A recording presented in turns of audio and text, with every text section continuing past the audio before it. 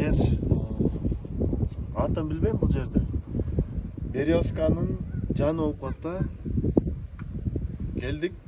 Суу бир аз көтөрүлүп аткан.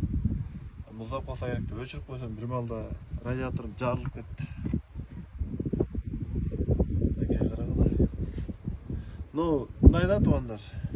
Суть бул эмес.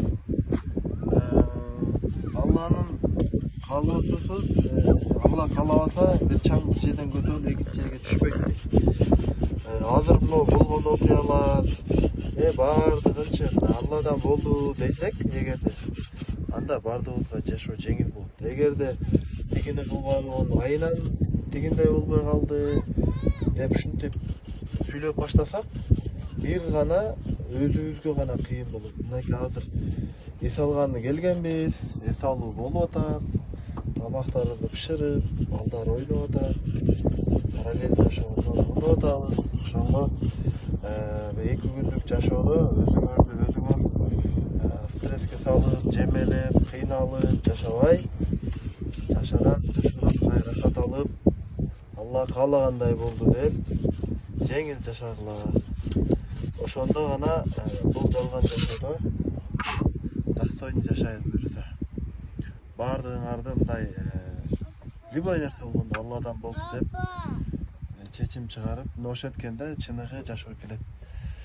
Дагы кошумча анан кийин мындай природага чыгып эс алып тургула. Себеби адам бир нерсени көрө бергенде дагы стресске кирет да. Мисалы баягы үйүңдө дубалдарың, потологуң, кечке кухняң көрө берсең дагы адамдын көзү, мээси, психологиясы полный ошол нерсеге үйрөнүп калат дагы.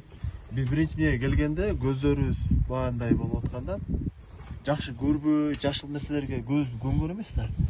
Азыр уже көнүп калды, көздөр тунуп, сону көрүнүп калды баардыгычы.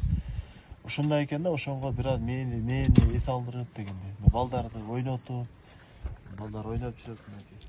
Чатагы жок булар, машина бузулабы там. Не кылып атат? Ушундай аякта дагы бар. Ушундай туугандар, ошонго туугандарга иштегиле, эс алгыла, ибадатты кылгыла, жалган жашоодо достойно жашайлы.